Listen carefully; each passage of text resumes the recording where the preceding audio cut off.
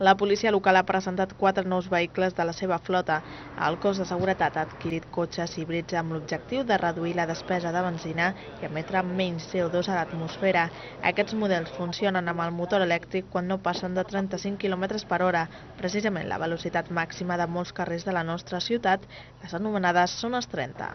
El vehicle, aquest mix, l'híbrid amb benzina, el que fa és que fins a la velocitat de més o menys 35 km/h funciona en part amb bateria, amb la part elèctrica. I a partir d'aquesta velocitat és quan es reactiva el model benzina. Què fa això? La majoria de patrullatge del vehicle és la que fa que normalment sempre vagi amb aquesta visió de funció elèctrica. Els 4 vehicles són automàtics del model Prius.